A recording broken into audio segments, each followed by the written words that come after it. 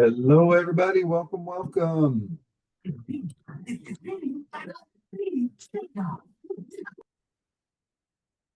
Welcome, welcome, welcome.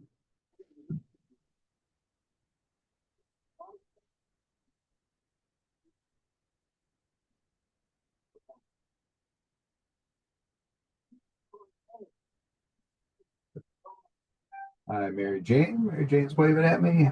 How are you? All right. Going to get rolling here. The top of the hour is coming around really, really fast. And we're going to say hello and welcome to Therapy Ed's PTA and Licensure Online Office Hours. I'm Dr. Stephen Lesh, and I'll be your uh, guide on this exciting trip as we look at the elements of the National Physical Therapy Examination for the PT assistant. Now, let's get rolling here. First, a little bit about me. I am, again, Stephen Lesh. If you've got your phone handy and you want to see access to all of my contact information, you can hit that little QR code there at the top of the screen, or my email, dr.sglesh@gmail.com. My socials, most of my socials are related to at SportsMed PT PhD. And that is, of course, part of my career has been as a sports PT, and we're going to talk about that a little bit.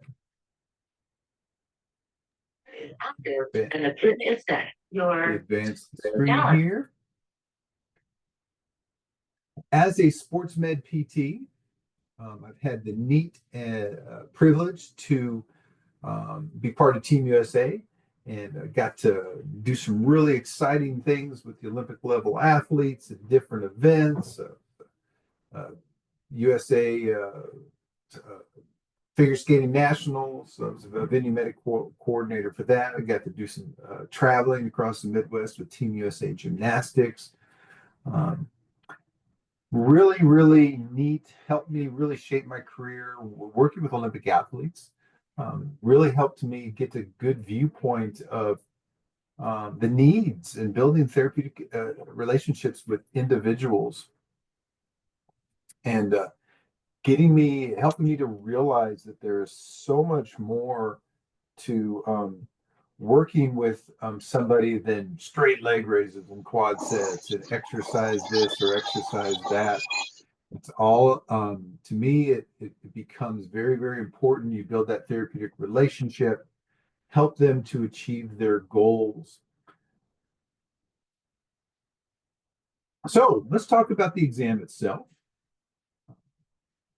Most importantly, one of the most important things I've learned about being a sports med PT, working with Olympic level athletes, and if you ever attend one of my sessions that uh,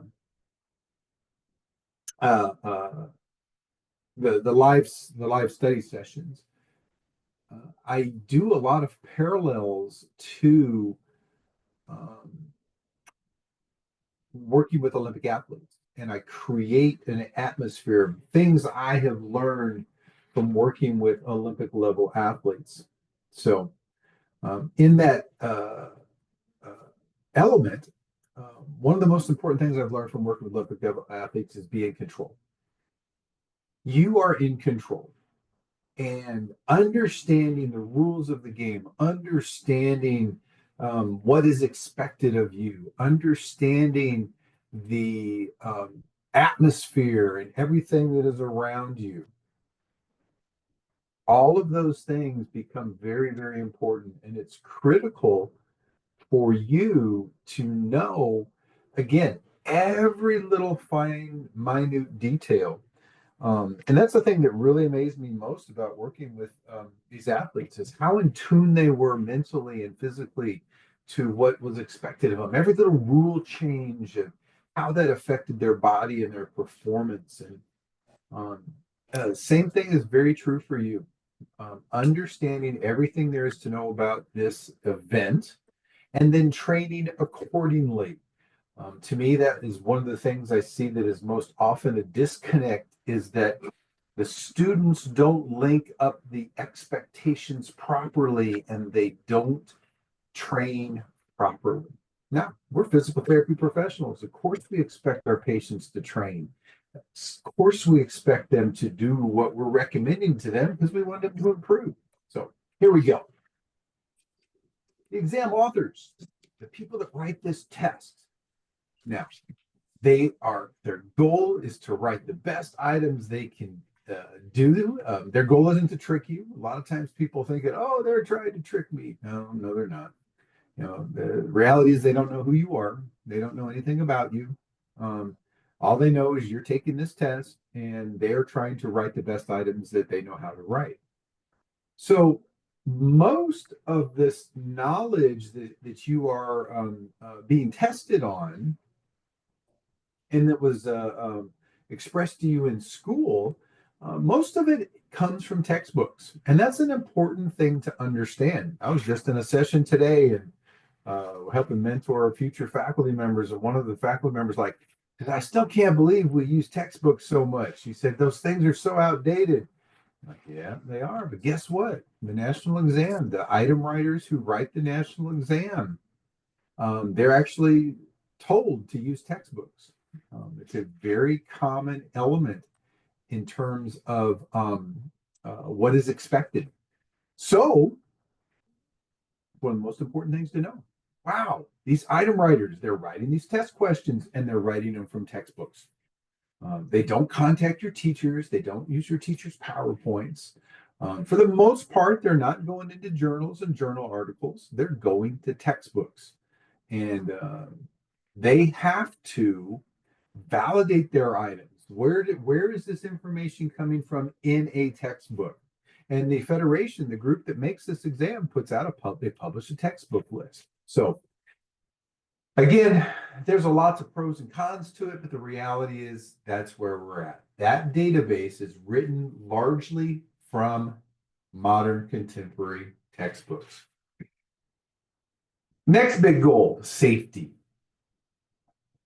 What you do in terms of this exam is grounded in great safe practice. Ultimately, the purpose of this exam is to show that you are safe to work with the public.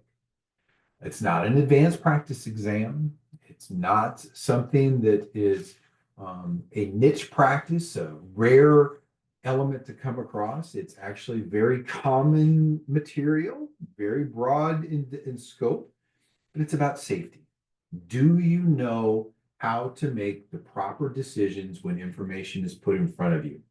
Should reflect current contemporary practice for both the physical therapy profession as a whole, and then specifically the physical therapist assistant.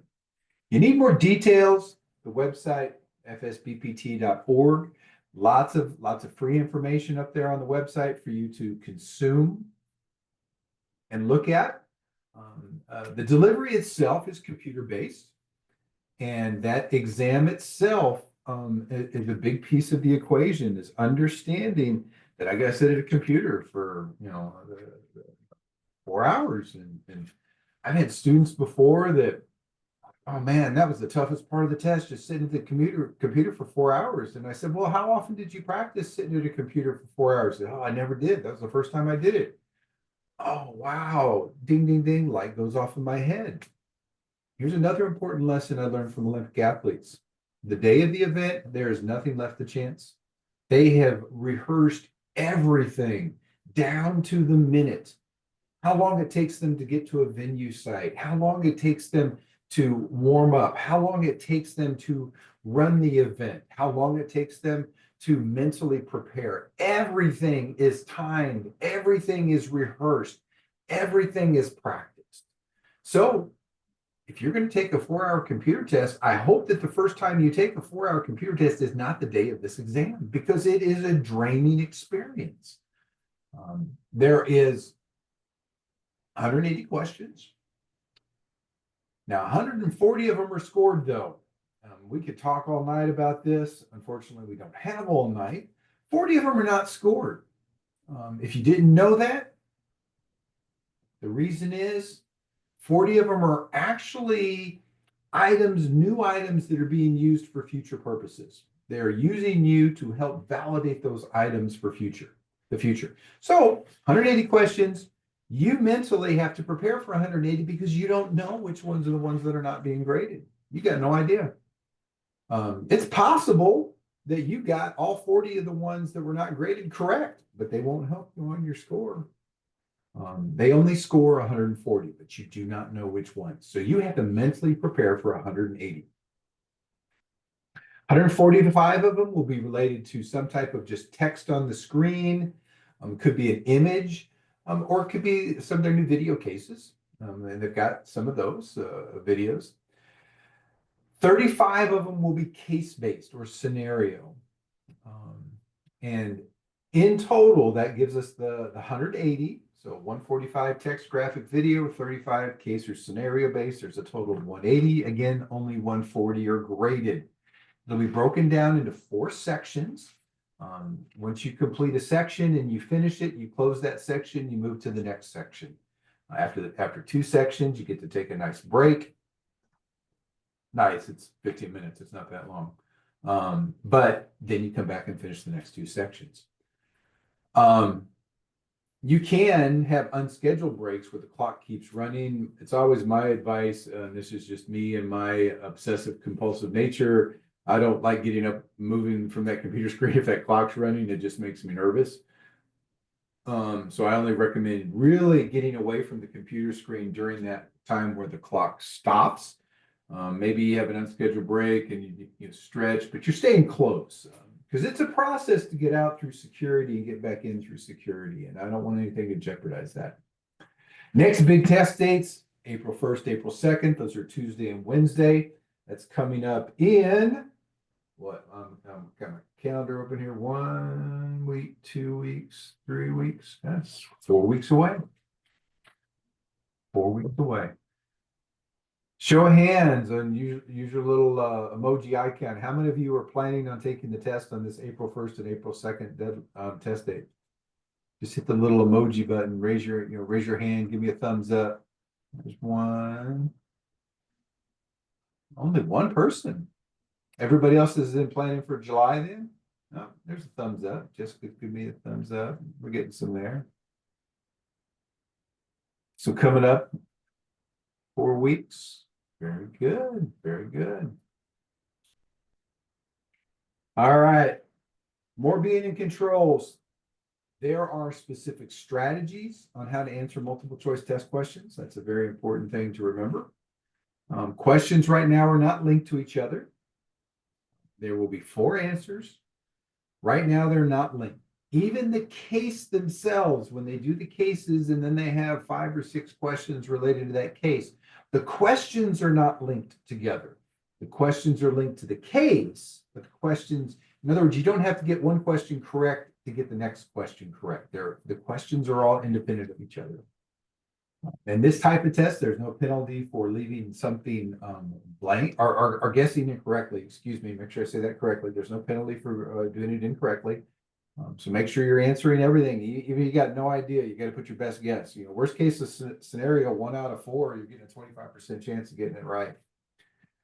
There may be images, there could be videos, could be diagrams, lots of different elements there.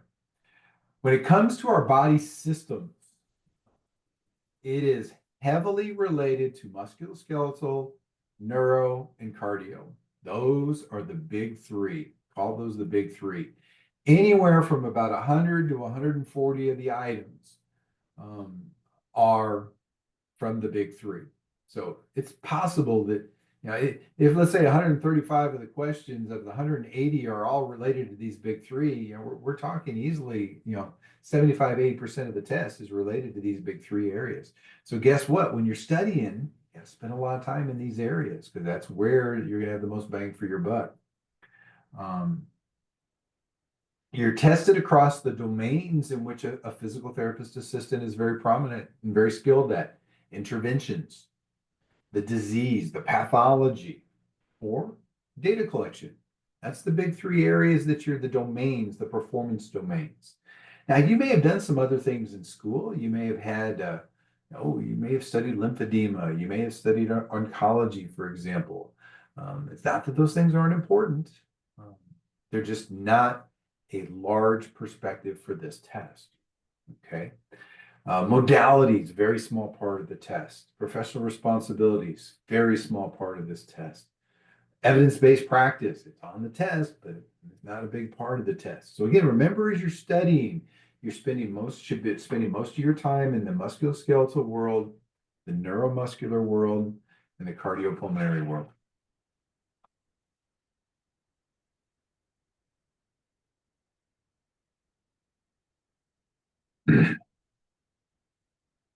Now, we have some resources available to you. Hopefully, you've taken advantage of some of those. Quick study, a review of what we have, our review and study guide for therapy ed. It's a book. It's outlined by systems, just like we talked about there a second ago. We've got a lot of practice questions for you, organized in a testing format. Lots of tables, charts, diagrams, easy on the eyes to look at in that sense.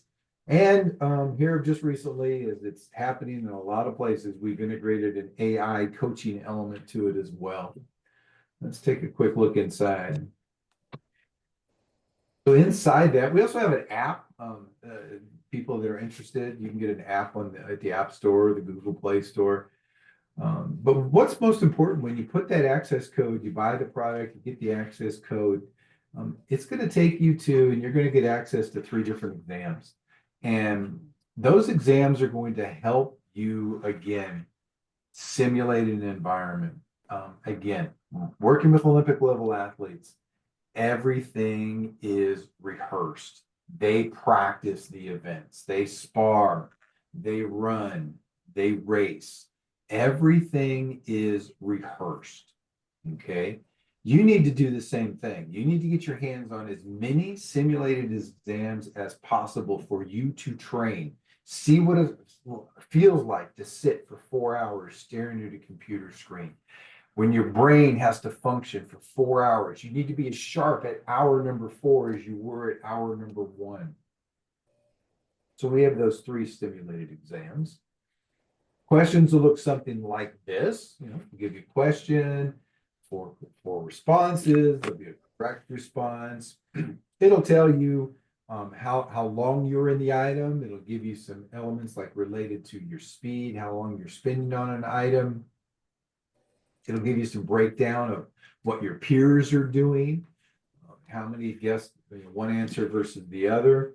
And then at the bottom of your screen there, ultimately, again, an AI coach, and it'll coach you. Hey, did you think about this? Or would you like to learn more about this? And point you in some directions to help you again on a topic, especially if you're struggling with that topic.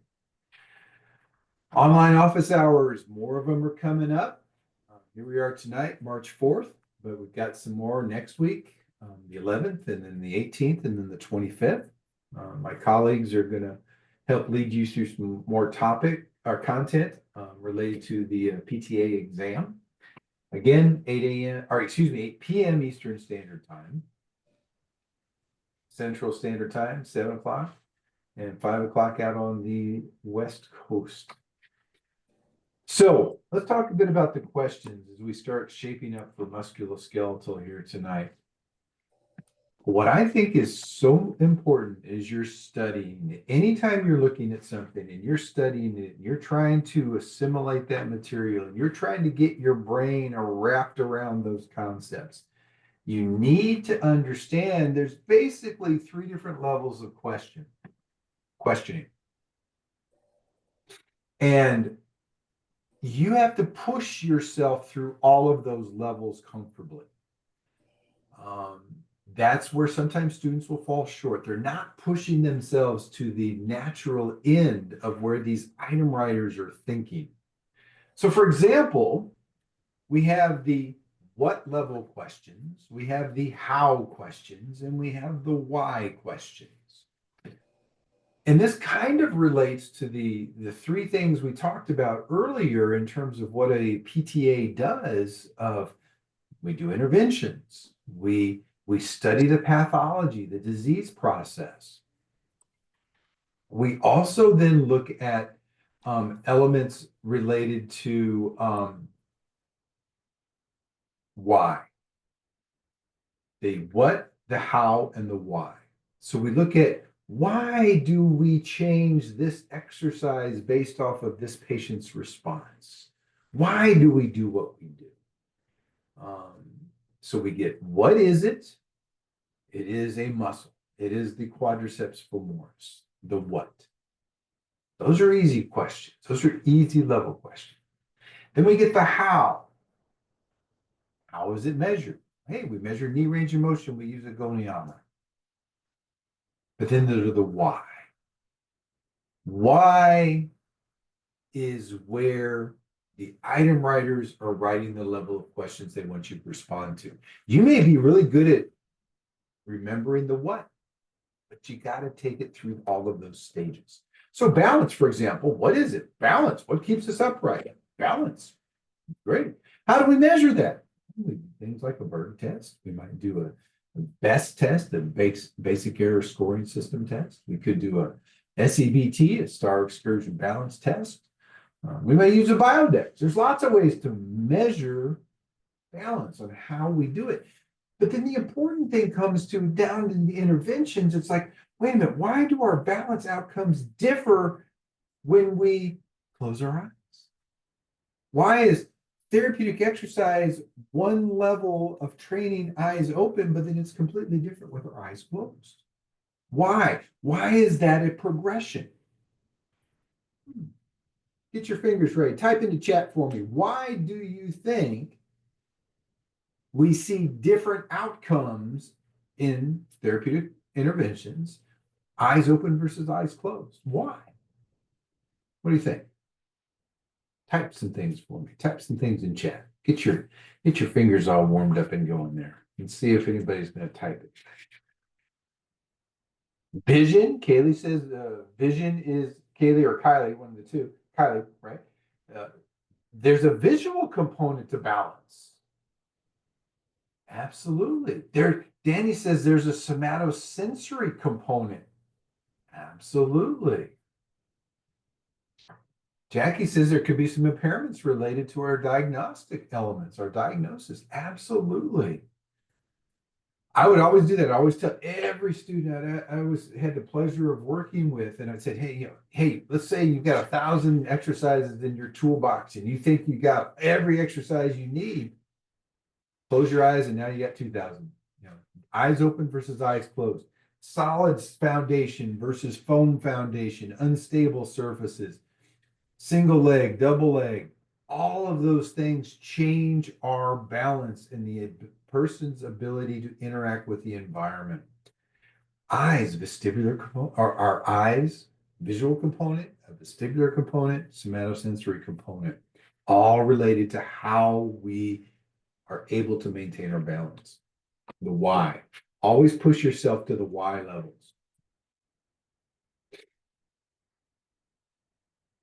All right, let's look at some MSK in particular here.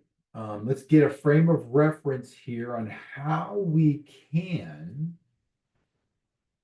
work through any musculoskeletal problem that's presented to us on this exam.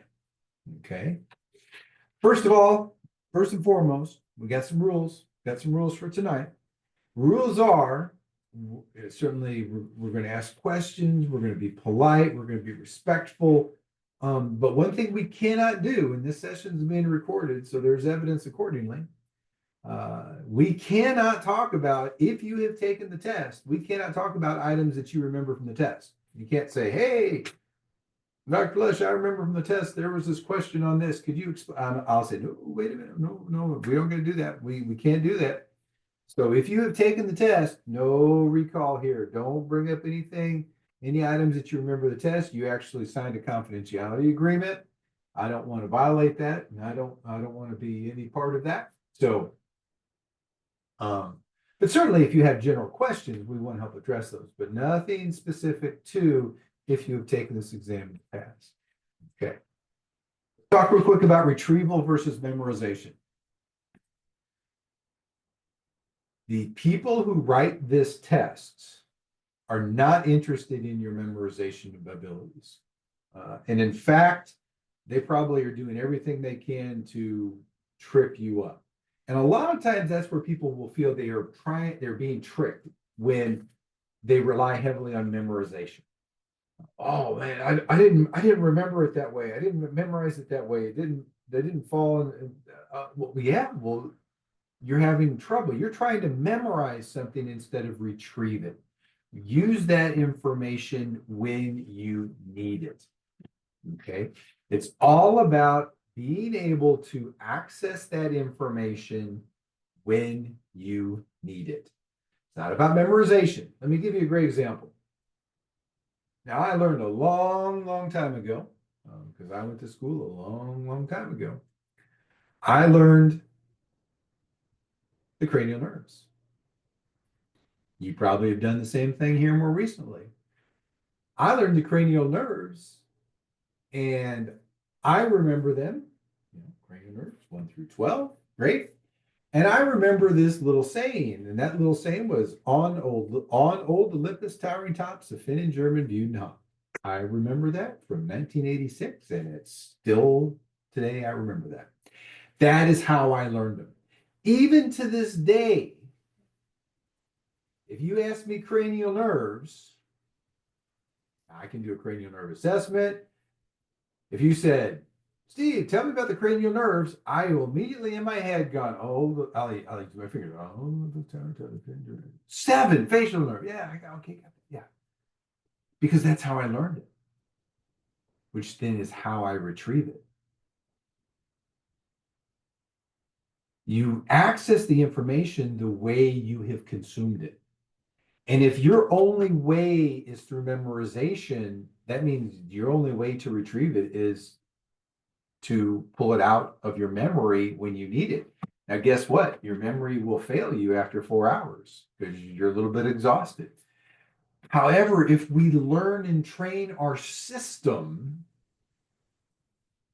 to be able to retrieve all kinds of information when we need it, we're going to be much more effective at an exam taker. And that's what they're trying to get at. They want you to be able to retrieve the information that's in your brain. If you're a Winnie the Pooh fan, there's a great line from Winnie the Pooh. It's like, Pooh, just remember you're stronger and greater than you think you are. And we all have this information. It's all in our heads. And the trick is to be able to sit and retrieve it without using a memory crutch. Oh, interesting. Interesting. So as we look at that and we think about that, if you are constantly just trying to put the information in your head, I'm reading it. All right, memorize it. I got my notepad. I'm memorizing it. I got my flashcard. I memorize. The test isn't about your memorization. The test isn't about putting stuff into your brain. The test is about pulling it out of your brain.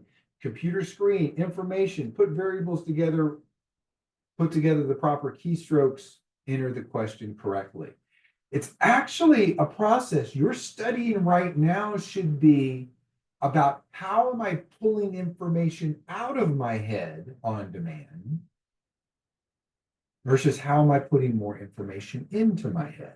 It's not about putting more in, it's about pulling it out of your head when you need it. Okay, retrieval practice. There's a lot of science behind retrieval practice is much better, more effective way to prepare for these exams.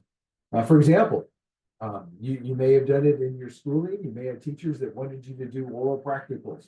You just did something and you did it. The teacher standing there in front of you and said, "Okay, great. Now tell me why you did what you did." And the student, you're like, "Well, did I do it right?" Well, that's not what's important. I want to know why you chose to do it that way. And then you have to talk. You have to defend it. You have to justify it. You have to explain it. It's all about pulling it out of your brain, not showing that you were able to memorize something or regurgitate something.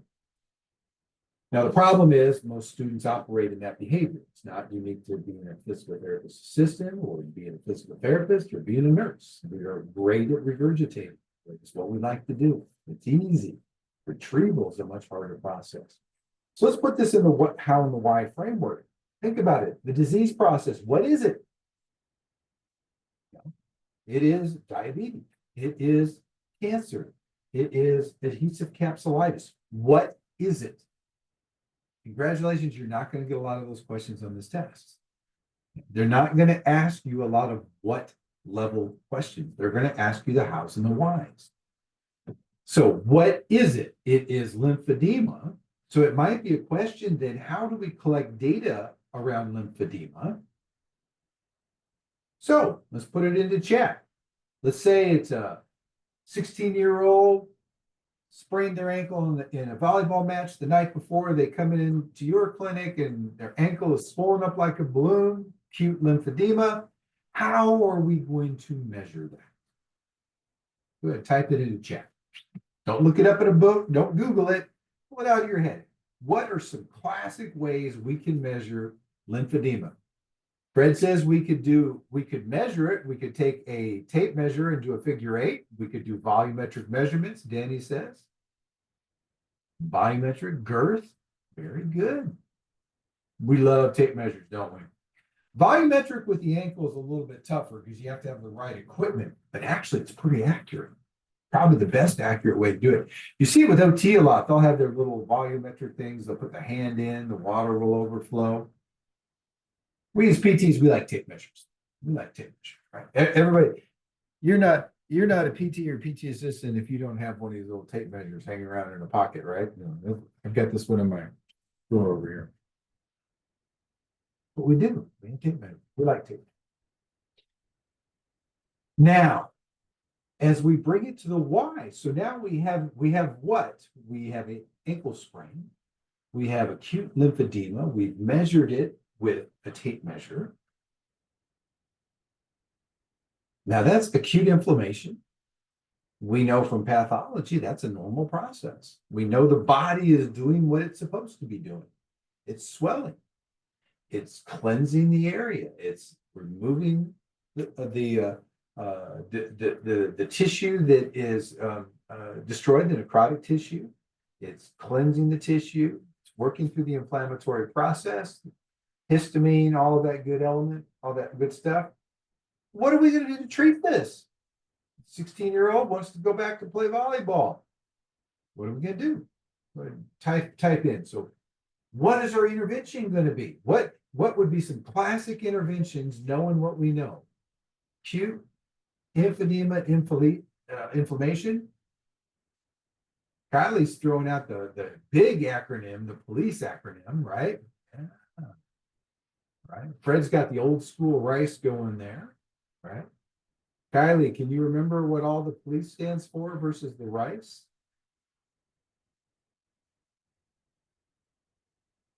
Price. Yeah. Price adds the protection element, the P to the rice.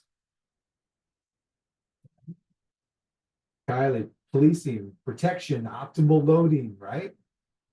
Optimal loading. Want to get them weight bearing as quick as we can, right? Optimal, there we go. Protection, optimal loading, ice elevation, compression. All of the things that we do, and then we have to explain why we do those things. All right. That is our world. We move through the what, the how, and the why. That's what we do. What we do. They will write questions about how it is done and why it is done. Okay. So right now, we're going to do some retrieval stuff. Okay. We're going to do some retrieval. No books. Can't open your book. No cell phones. No Google.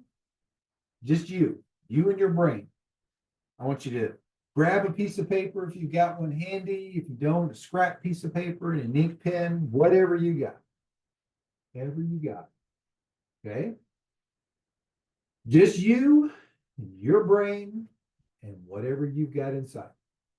Okay? So we're going to go here. I'm going to give you 2 minutes. Set my little timer here. And when I say go, on that piece of paper related to the human knee, I want you to write down, physically write down, pull it out of your head, write it down, everything you know about the human knee. Go. Everything. Everything's fair game. Everything. 2 minutes. Everything you know about the human knee. Don't look it up anywhere. No Googling. Just you in your head. Word that information out. 2 minutes. That's only a minute and a half.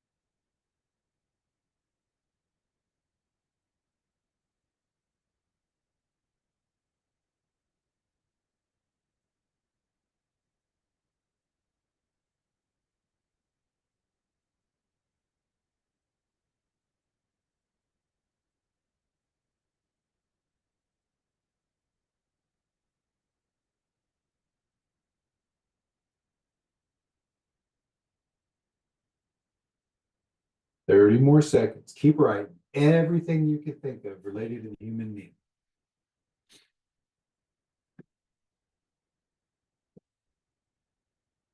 Everything you can think of.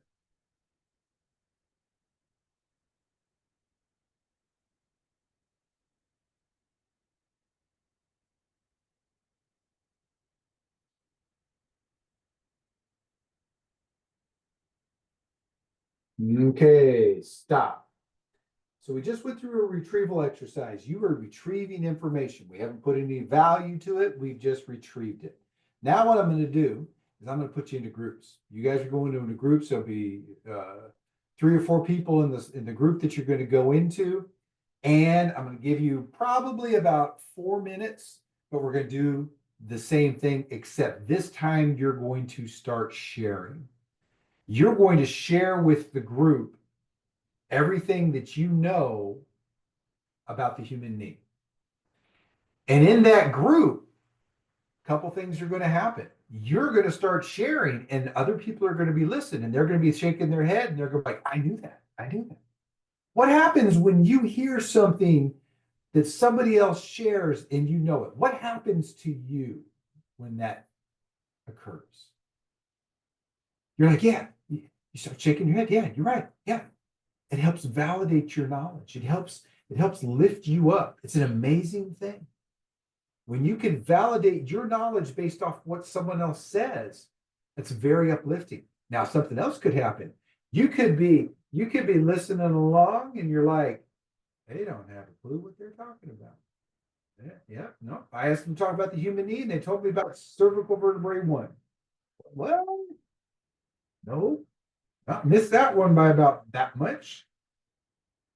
But that also is very uplifting to you as a listener because now you're listening to what someone else is saying and you're just like, nope, yeah, no, that's not right. But by you knowing it's not right, helps validate your knowledge. Okay. Ready?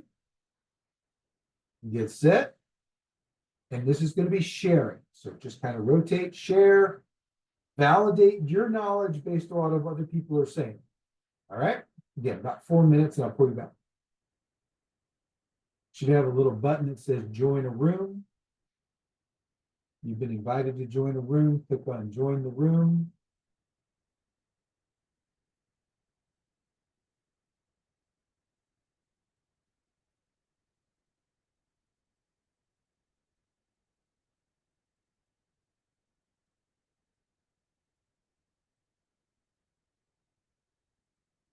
Fred and Trevor, you guys out there? Yeah, I'm here. Can you hear me? Yeah. I wanted to ask Glad. a question because Oh, sure. I wanted to just ask a question because I went over some questions. I don't know. Like I went over some questions for the therapy ed, and it was a good enough amount of like questions that like some of them that I got wrong.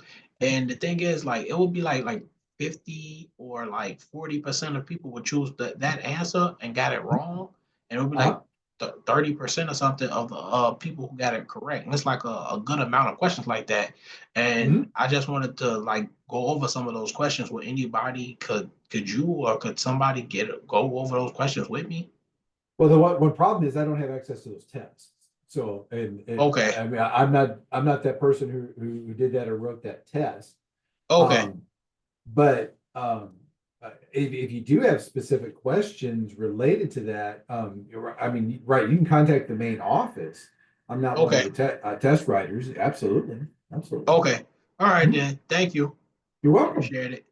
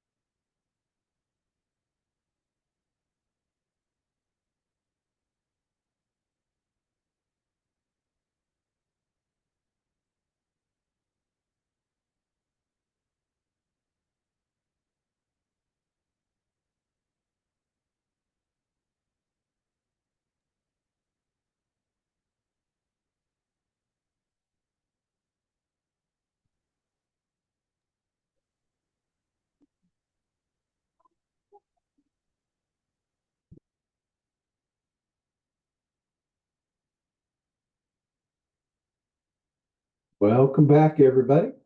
Folks are starting to come back.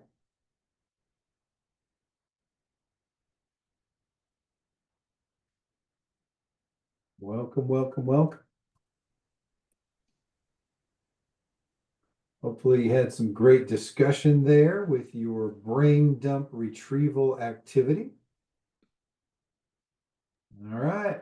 Looks like we got everybody's back. Yep, everybody's back. All right. All right. Now, before I'm have you guys share it here a little bit in a second, but before we do that, I want to review this activity and why this activity is so important related to how these item writers take this test.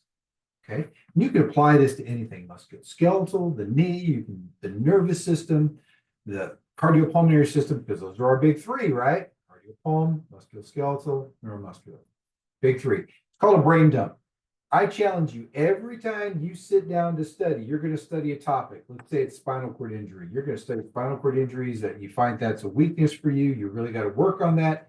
You know that the spinal cord injury is a weakness, and you know neuro is a big part of this test. You better put those variables together and say, I better study spinal cord injuries.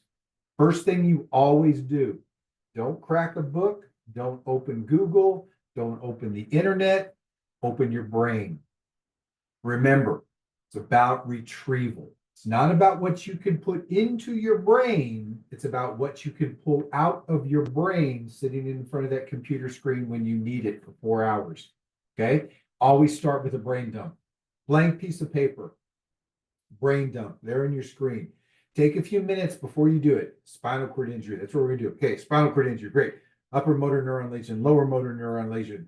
Yeah, anterior spinal thalamic tract. I remember something about that. I remember crossing word means decusation. I remember dorsal horn, ventral horn. I remember a butterfly shape. Do everything you can to pull information out of your brain. Write it down without judgment. Just you're pulling it out. You're practicing pulling that information out of your brain. Okay. Then what you're going to do is you're going to share, like you just did. You got into a group and you shared. You were practicing articulating that information, explaining that. Maybe you have a pet at home, a dog at home. Maybe just explain to your dog the neuroanatomy of a spinal cord segment. Anterior root, dorsal root, or dorsal root, looks like a butterfly. Information comes in, it either crosses over to the other side, it goes to the front, goes out. We have efferent nerves, afferent nerves. Explain it. Doesn't matter if the dog's talking back to you, but you're practicing. It's coming out. Remember that. It's about the information coming out. And trust me, it magically doesn't appear unless you rehearse it. Do we have anybody in here who in their younger years was in theater? Maybe in school, in college. Anybody do anything? Anybody do any school plays? Anybody? Nothing. Crickets. How about the band? Was anybody in the band, or is anybody in a band now? Maybe any singers? Oh, come on. There's got to be, come on. Someone here has got to have been a singer or in the band. There we go. Melissa was in the band. All right. Kylie, former band nerd. All right. Those folks that were in the band, did you guys ever rehearse? Did you ever practice?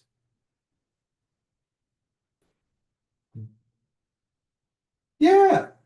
Why did you practice? Why? Why in the world did you practice? I mean, if you knew the notes, you knew how to read the music, why didn't you just sight read every time you made a performance? Why did you rehearse? So you can improve. Oh, you get used to it. It becomes more comfortable. It becomes more natural to you. Same thing, folks. Same exact thing. You have to be comfortable with pulling this information out of your head on demand. Same thing. Same exact thing. No different. So knee, let's look at the knee. Here's the knee. All right, show of hands. It gives me a thumbs up. How many of you went over some anatomy? How many of you were able to pull anatomy out of your head? Did you do the patellar tendon? Did you do the patella? Did you talk about the three bones that is the femur and the tibia, and I hope somebody threw in the fibula because that's part of the knee too. I know because there's muscles that cross the knee joint that hook to the fibula, and I know there's ligaments that hook to the fibula.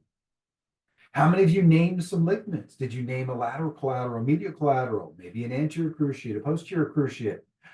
How about meniscus? Did any of you talk about the shape of the meniscus and how that shape changes a relatively flat surface into a concave surface to deepen that joint so the femur has a much better way to articulate? How many of you talked about the nature of the knee joint and maybe it's arthrokinematics? It's not a true hinge joint. Man, when that knee moves, it moves and it slides. It's not like a hinge on a door. Elbow is closer to that than the knee is. It's a very dynamic joint. How many of you talked about pathology? Did you talk about a meniscal tear? How many got into exercise and talked about range of motion? What's normal range of motion? Type in the chat for me. What's normal range of motion of the knee joint? Again, we're not looking anything up here. We're just pulling this information out of our head.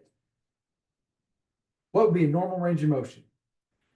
Some have well, I like 0 to 135, but some data, you're right, may have hyperextension, and that could be normal for them. Yeah, the key, what's normal? What does normal mean? Yeah.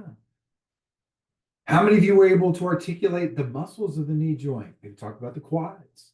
Talk about the three hamstrings. Talk about the gastroc, which crosses the knee joint. It's actually a knee joint muscle too, right? How about the popliteus? We haven't even begun to talk, we didn't even mention the joint capsule, the nature of a capsular joint, a synovial joint. What's synovial fluid do? Type into screw home mechanism. There we go, Rebecca. I love it. Type into the chat for me. Tell me why synovium and synovial fluid is so important, not only to the knee joint, but other joints. Jackie, beautiful. It's a nutrient mechanism. Why else? What else does it do? More than nutrient is, yes, that's the correct answer. Reduces friction. It's a protective element. Beautiful. All of these things are coming out. All these things are like, man, I actually learned all that stuff once upon a time, didn't I? Yeah, you did. Yes, you did. You absolutely did. Absolutely did. And it's all there and it's in your head. The trick is, I want to challenge you to pull it out, in particular, the musculoskeletal world. Now, what you have to do and what I want you to do and how I want you to practice, and again, musculoskeletal, but you can apply this to any other condition as well. I want you to think about, and again, I use kind of this musical thing, pattern here, this repeating something, this nature of repeating. And we see this in our musical, our bars, and we repeat. What is it? How do we measure it? And then why is that information so important? And then repeat. Do it over again, and do it over again, and do it over again. All ideally without ever looking at a book. All ideally without looking it up in Google. I would have my students, we learn how to draw the brachial plexus in this manner. If I asked you all right now and gave you a blank piece of paper and said, could you draw me a draw and label a brachial plexus? How many of you could do it for me without looking at a picture or without looking at a book? How many of you could do it? I know you've all studied it. I know you've studied it. You can't tell me you went through PTA school and did not study the brachial plexus. Laura's like, absolutely no way. But Laura, I know you studied it, right? You did study it, correct? You did study it. Yeah. Yeah. See, yeah. She's throwing some Spanish in on me there. Yeah. See, yeah. Absolutely. We studied it, but it didn't stick. It didn't stick because you haven't practiced using that information. That's the key. Doesn't stick. All right. We would do the same with my students. We'd start with brachial plexus, blank piece of paper, always draw it without looking at the picture. We draw it. Okay, we draw it. That's what we do. Then, when they're done, they grade themselves. They look at it and they're like, oh man, I forgot that Randy Travis drinks cold beer. I didn't get all of the proper roots and trunks and branches and chords in the right way. Damn, okay, our Randy Travis drinks cold beer. Okay, I remember that. Great. Okay, oh, that long thoracic, yeah, that one comes right off there. It comes off. Which one does it come off of? Oh man, is that C3, 4, or 5, or is that 5, 6? But the trick is you're correcting your behavior. You fix it. You fill in the gaps. You pulled everything that you could pull out as accurately as you can, and then you fill in the gaps. And now, according to what's on your screen right now, the repeat, what do you do after that? After you filled in the gaps, what do? You draw it again. You draw it again. Those people, my band people, they're in the band. I bet you practice musical scales, right? You practice your scales. You practice your scales. You practice your scales, right? Why do you practice your scales? Because they form the foundation of all of our music. You're building your foundation. And the better you get at those scales, the better you are at the music. At soloing. You can do scales, you can solo. Repeat. I had my students, great. You did a good job. First one on the brachial plexus. You corrected yourself. Now do it again. Blank piece of paper, draw it, get more accurate at it, and repeat and repeat and repeat. And once you get good at it, then you set it down. You go study something else. You come back to it in a day or two, and you start again with a blank piece of paper and see how accurate you are. And correct yourself. You repeat. It's retrieval practice is about repetition. There's another science of learning. We get retrieval, we pull it out of our heads, and then we do it repeatedly. The more you repeat the behavior, the better you will get at it. Cool? All right. So let's practice again here real quickly. Practice real quickly. Actually, we're going to run out of time. Okay, almost the top of the hour. So let's open up to questions. So we went through the knee there. We went through the example of the knee, everything in the knee, but you can apply that to the ankle. You could apply that to the hip, the back, elbow, forearm, anything musculoskeletal, you could do the same thing too. Questions. Let's open it up for questions real quick because we don't have that much more time. Anybody have any questions they want to ask?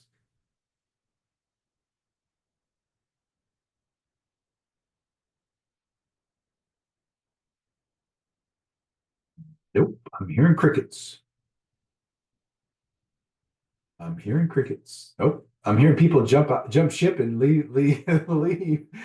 Like, oh, he stopped talking. You guys don't want to talk. Oh, come on. Nobody wants to talk. Nobody has any question.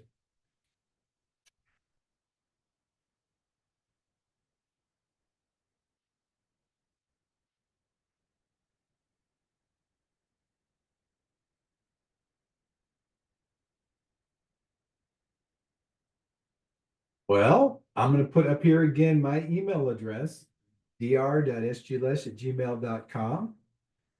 And if you do come up with some questions or you need some coaching, I'll be glad to help.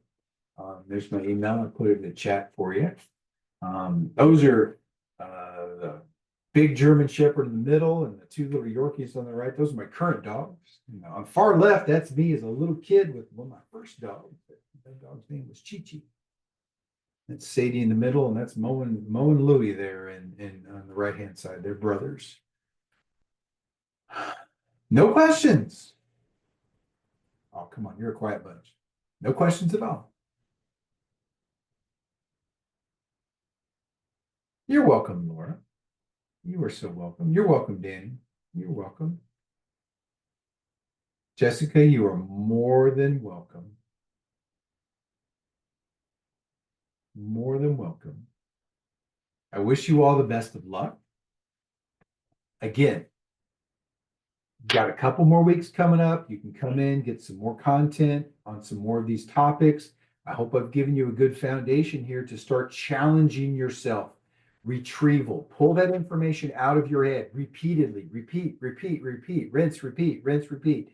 Keep challenging yourself. It's not about how much information you can shove into your head, it's about how accurately you can pull it out of your head during a 4-hour exam. And remember, like we said at the very beginning, get your hands on as many practice exams as you can. Go through that practice exam. Find out where you're weak at. And if you're weak in those big 3 areas, neuro, musculoskeletal, and cardiopulmonary, you really got to focus on those areas. Those are the big parts of the test. That could be up to 80% of the test in those areas alone. All right. I got the top of the hour. It's 9 o'clock here, or 9 o'clock on the East Coast, 8 o'clock here in the Midwest, 6 o'clock on the West Coast. Some of you just getting ready for dinner, but we're going to go close up shop if nobody's got any questions. And I'm going to wish you all the best of luck. And again, reach out. Don't hesitate to ask if you need anything. And good luck on the exam.